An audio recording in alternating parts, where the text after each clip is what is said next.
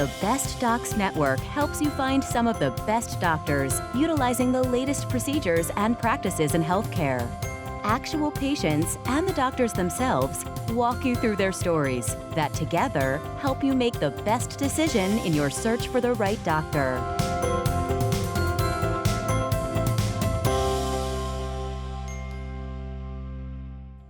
On today's episode, interventional cardiologist Dr. Annie Varghese talks about cardiomyopathy. Podiatrist Dr. Gabriel Maislos explains what neuromas are and how he can treat them. Minimally invasive spine surgeon Dr. Douglas Wan talks about an innovative surgical technique he developed called Lumini Microinvasive Surgery. Bariatric surgeon Dr. Scott Stowers with My Bariatric Solutions helps his patient lose weight. Houston Northwest Medical Center features its breast center. And doctors from Forest Park Medical Center utilizing the latest in technology and techniques.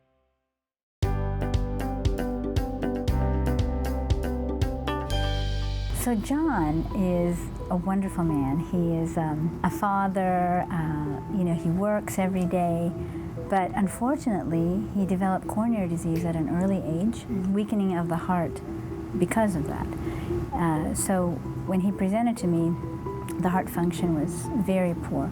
I was a jock, watched my diet. I loved exercise. I ran marathons. I was an NCAA certified basketball and football official. And the people that I worked with, they knew me and knew that I was a fairly healthy person. So when they found out I had a heart attack, everyone was floored. Heart failure means the heart becomes weak, whether it's because of blockages or other things. Viral illnesses can cause heart failure, but for him it was blockage, not getting enough blood, so the muscle became weak over time. Before I started seeing her, they wanted me to run through a battery of tests. And when she saw the results of those tests, and I believe she was on maternity leave at the time, she came in and wanted to see me. And it was at that point she actually brought up that somewhere down the road I may actually need a heart transplant. Over the years he's been evaluated by the transplant team, and he didn't need a transplant because we had taken great care of him, and he's very thankful for that, and I'm thankful for medications and therapies that we were able to give him to keep him really controlled on heart failure. Dr. V is an amazing person. I owe quite a bit to that woman, and I feel very fortunate that she's my cardiologist. He did have a device, a shock box put in, so that in the event of an arrhythmia, because the vessels are not working and the muscles not working, so electrical abnormalities can occur, and people can have sudden death from heart failure. So we protected him by putting a shock box. And he has been able to work every day, but he takes his medicines and he's doing great. So that's a great testament to having great doctors paired together and great institutions to take care of patients. And we're very blessed here in Texas because of the Texas Heart Institute.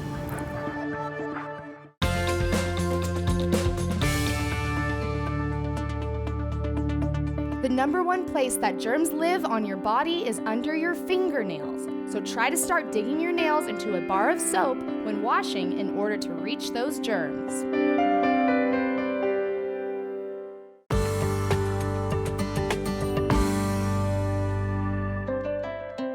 I was having a lot of trouble with my knees. Whenever I would sit at the desk, it would hurt me so bad that I'd have to get up and walk around and then come back and try to finish what I was doing. I did what I wanted to do, but I was always in pain. And when I went to bed at night, I would hurt so bad that I couldn't sleep. Ida came in to see me. She was experiencing knee pain, has had pain off and on for several months. It's been getting worse. She started having more swelling. And some patients have arthritis in the knee joint that affects multiple compartments. There are 3 different compartments in the knee. If a patient has more compartments that are involved with arthritis, then they're best suited for a total knee replacement, which resurfaces the entire joint itself. Putting a little metal cap on the end of the femur, the thigh bone, and a metal cap on the end of the shin bone, and then a plastic liner in between those two that sort of serves as the new cartilage. He let me know that I would probably have to have a knee replacement, but I was trying to get around that, so we did therapy, and therapy really didn't help. So I finally talked to Dr. Walker and let him know that I was ready for my knee replacement. He reassured me I was going to be okay, and he's always got that big smile, you know, that kind of helped you along. One of my goals as far as treating patients is to help them overcome the pain that limits their ability to walk or ability to travel or hunt or fish or do anything, the activities that they enjoy to do. Since my knee has been replaced, I've been able to go to the zoo with my grandkids. I've been able to walk with my daughter. Thanks to Dr. Walker, I can do the things that I really want to do, and I can get a good night's sleep without the terrible pain that I had before.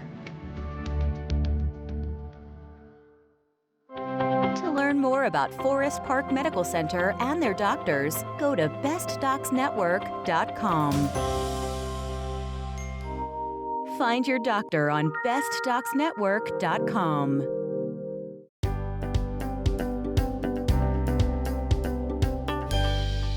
First started having some pain in my right foot after an incident stepping out of a pool, and I thought it was just a simple bone bruise, but then I had some numbness, and so I went to see some podiatrists, and initially they felt it was related to my diabetes. When he came into my office, he complained of shooting pain in his toes. So after doing an examination, an ultrasound exam, and then he exhibited signs of a neuroma. A neuroma is essentially a nerve that is compressed by the sides of the metatarsal. So the nerve courses in between, and with a neuroma, it becomes inflamed. And after a while, it develops like a fibrous sheath, and it's no longer just inflamed, it's enlarged. In terms of quality of life, I'm a big golfer, and it was really made every day, and certainly the enjoyment of playing golf a lot less enjoyable because of the problem. So Mr. Weber came in with the symptoms of a neuroma, and I believe I treated him a couple times with sclerosing injections. Orthotics were given to him, and as well as instructions on stretching and taking an anti-inflammatory. And he just didn't get better. So at that point, he elected to have surgery. Well, I think certainly in my case as a diabetic, and given that the symptoms are so similar, that this could happen to other people. I wasn't even aware of what a neuroma was, and being a diabetic, so I think just awareness is a key to understanding that numbness doesn't always mean diabetic neuropathy, and it could be an actual injury to your foot, and you should see a podiatrist. The procedure, it's very rewarding because patients like it, and there's minimal pain postoperatively. If anything, there's some temporary numbness, and then after a while, patients regain sensation. My experience with Dr. Maslows, what I like about him is he is very circumspect. So he doesn't assume anything. Let's go through all the steps. He's really interested in finding a solution. Very pleased with the care that the doctor has given me.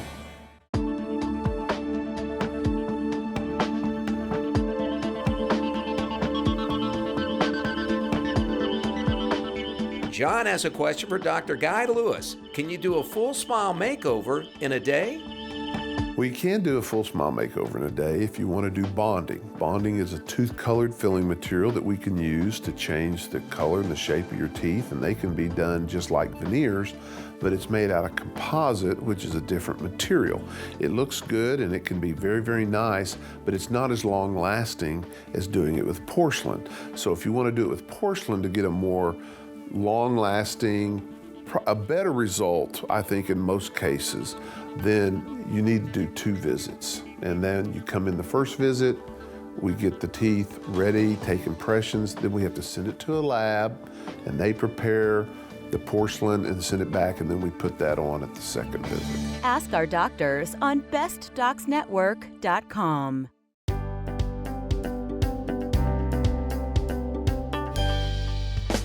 At Lumen Health Spine Care, we developed the latest and the most innovative minimally invasive surgical technique. and it is called Lumini Microinvasive Surgery.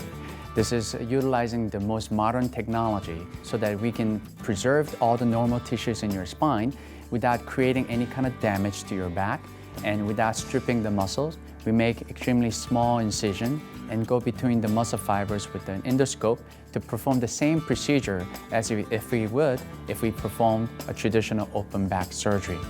The big advantage is that the patients are not going to have significant amount of pain. They're not going to have their muscles stripped off their spine, so therefore it minimizes the bleeding, scarring, pain, so that they could recover so much faster. Patients after undergoing Lumini microinvasive surgery are discharged to home on the same day or the very next day, depending on the type of procedure they're having. And many of the patients can return back to work or their light duty activities pretty immediately after the surgery. So we evaluate the patient to see if they're candidate for Lumini microinvasive surgery by having a full consultation and evaluation, and patient may undergo imaging studies or pain mapping process by our interventional pain specialist so that we can clearly identify and accurately identify their pain generator, and so that we can perform the least invasive procedure for the patient. We developed Lumini microinvasive surgery because I personally witnessed it from my father, who had multiple open back surgery. He went through a significant amount of pain, developed chronic pain, and he had a failed back syndrome and lived 30 years of his life with significant amount of pain. And watching him suffer, I realized that we must do something better than what we're doing now to help all those patients with significant amount of back pain and chronic pain. So we used all the latest technology, worked closely with the engineers to develop the least invasive way to approach the spine.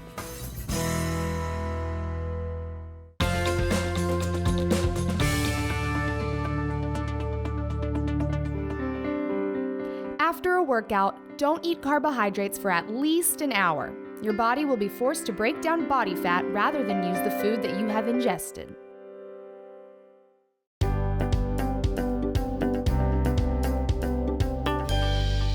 At the age of 25, about 15 years ago, I was diagnosed with high blood pressure. And with that high blood pressure came 3 medications.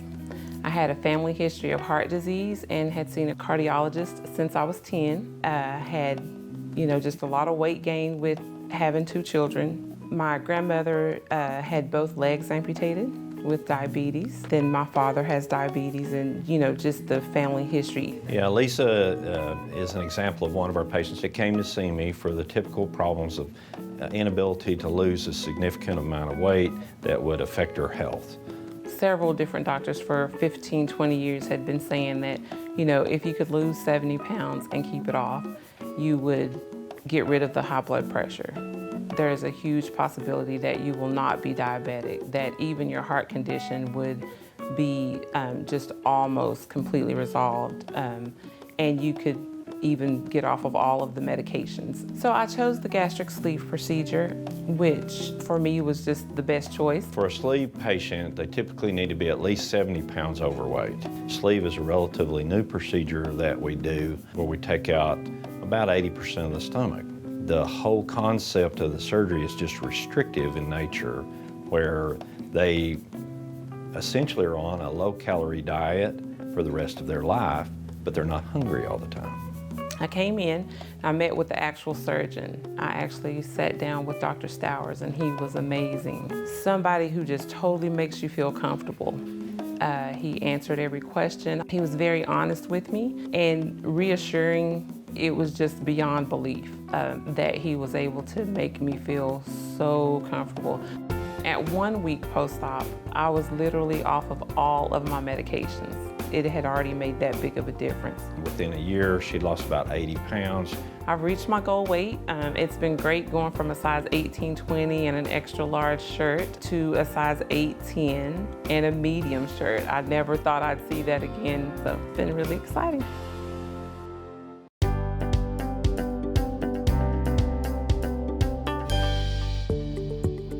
Here Here at Houston Northwest Medical Center's Breast Center, we focus on the patient and giving them the best quality care possible. The breast center here at Houston Northwest is a comprehensive breast center, meaning that not only can we do screening mammograms, we can also do the diagnostic portion, ultrasounds, MRIs, and biopsies. I'm currently the medical director at Houston Northwest Medical Center. My primary role is interpreting screening and diagnostic mammograms, breast ultrasound, and breast MRI for detection of breast cancer. Also to determine clinical issues. If a patient comes in with a palpable lump, we want to find out what it is. It doesn't mean it's going to be breast cancer. It may be a simple cyst, it may be a benign tumor, but that is part of the workup that I'm involved in. All of our nurses are certified nurse navigators here. They help the patient walk through the system, whether it's just for a screening mammogram or all the way through surgery. They help them navigate their care. At Houston Northwest Medical Center, we have 4 breast patient navigators. We are very fortunate to be able to do what we do. Very few hospitals in the area have the opportunity to have this many nurse navigators, and from the beginning, from screening, from going out into the community, it's all about deliverance of care and continuity of care. So if you just make sure that that care is not broken, then one passes a torch to the next person to make sure from the time that she got her biopsy, from the time that she got her diagnosis, that we actually use the library to give her all the information that she needs to arm herself before she goes to see the surgeon. At Houston Northwest Medical Center, we're very fortunate that we have a multidisciplinary breast cancer conference every 2 weeks, so twice a month. Every patient that is diagnosed with breast cancer at this hospital will be presented at a conference that is attended by radiologists, pathologists, breast surgeons, oncologists, radiation oncologists, and plastic surgeons, and the nurse navigators. This is an excellent way for the patient that has been recently diagnosed have a treatment plan mapped out for her by specialists that come to the breast conference. The breast center at Houston Northwest Medical Center is the only certified center of excellence in Houston, Texas.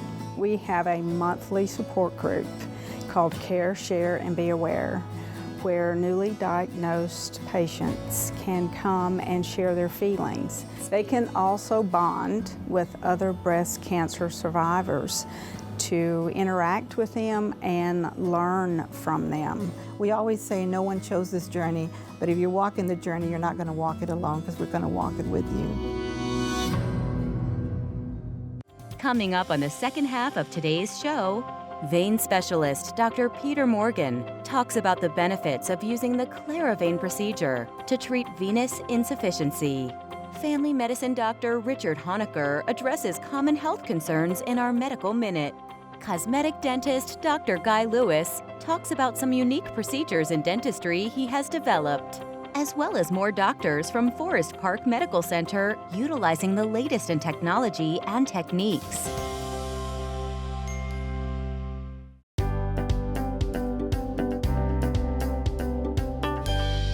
Claravane is a new procedure. It's been out maybe for a year or so. It is a procedure that is associated with less pain, both during the procedure and post-procedure. Patients that have venous insufficiency that don't have it corrected are going to get worse. The question is, how fast will it get worse and how bad will it ultimately get? And that's dependent on the individual, how much of their problem is hereditary or genetic and how much is occupational. The typical presenting signs and symptoms, which include pain, swelling, restless legs, enlarged refluxing vessels. If you have the venous insufficiency corrected, the disease progress will completely stop, and if it recurs, it can be easily treated without significant intervention. When you use laser or radiofrequency ablation to close veins, it's an energy source that produces heat. And so you're essentially burning the veins using radiofrequency or laser.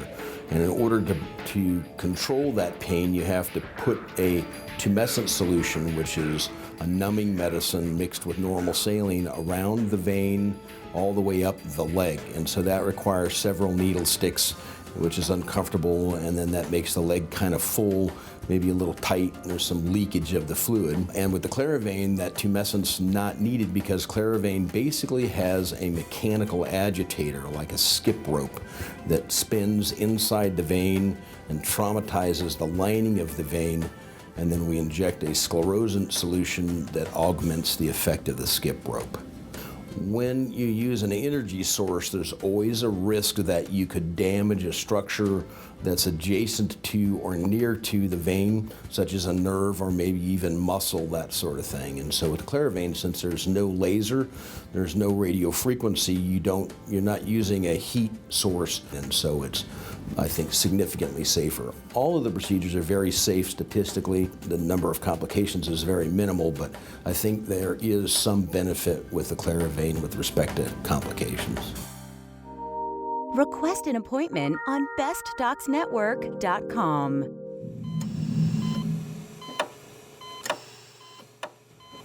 Hepatitis C is a viral infection of the liver, and it can be very bad. You need to be tested for hepatitis C if you fall into certain risk groups. For example, if you're a baby boomer born between the years of 1945 and 1965, you need to have your hepatitis C lab test done, because we baby boomers tend to have more of it for some reason. If you've been an IV drug user in the past, if you have tattoos, those are risk factors also, because hepatitis C germs can live on needles shared between people or between tattoo artists. If you've had a blood transfusion prior to 1992, that is a risk factor too, because prior to that time we weren't screening blood for hepatitis C. If you've been real promiscuous in your sexual behavior, that too can predispose you to hepatitis C. If you fall into one of those categories, just go to your doctor's office and get a lab test for hepatitis C. It's easy, quick, and then if it's positive, you get it treated. If it's negative, you can be happy that you're negative.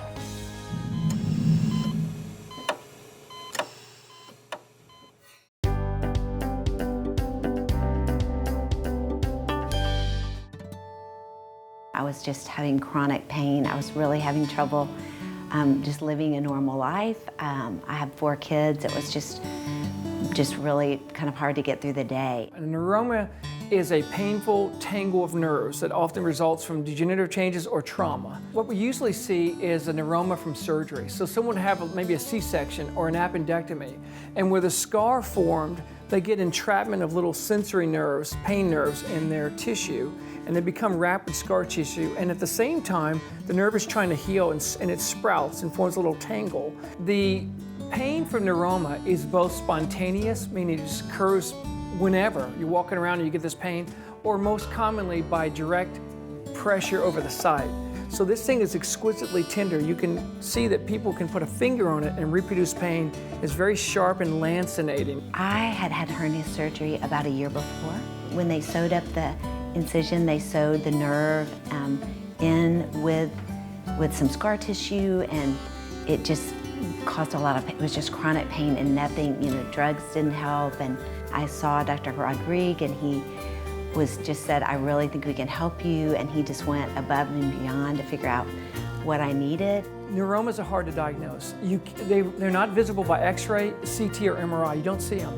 It's a clinical diagnosis. You get a history where there's chronic degenerative changes, maybe in a foot or a hand joint, or there's been surgery at that point, and right along the surgical line, you'll find a point that's exquisitely tender, and by clinical suspicion, you know this is a neuroma. We see those, we can target them for injection of these neurolytics, which kill the nerve tissue and eliminate the pain. So we injected it first and blocked the neuroma and proved that we indeed did have the right site and we could block it. Then we followed with the neurolytic, and it gave her tremendous relief of that nerve entrapment. I felt relief very quickly after the injections. They were a little bit sore, but I felt better immediately. I now can exercise again, and I can live an active life and a normal life. Dr. Rodrigue and his staff were fantastic. To learn more about Forest Park Medical Center and their doctors, go to bestdocsnetwork.com. I didn't feel good about myself and I never wanted to go anywhere. Now my world has opened up. I occasionally go out with my girlfriends and we have a great time together. I was getting older and didn't really care about my weight, but my doctor said I needed to do something immediately. Now I'm spending time with my grandchildren and every moment seems special. My one reason was to live life again. My one reason was to simply live. So what's your one reason? Barker Bariatric Center. Log on or call today for your consultation.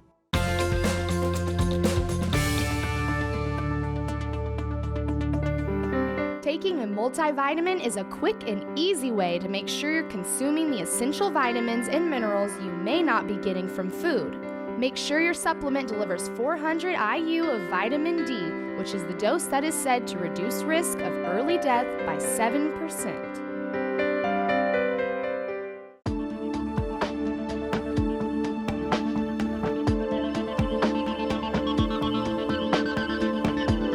Sarah has a question for Dr. Jerome Nafee. Can compression hose cure or prevent varicose veins?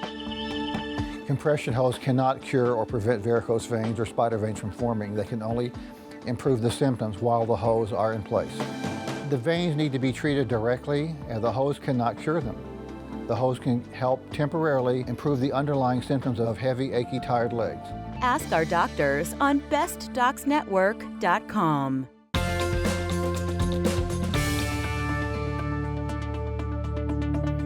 For dry skin, incorporate more avocados into your diet. They're rich in monounsaturated fat and vitamin E, both of which promote healthy skin. Try them on salads and sandwiches, and even in smoothies.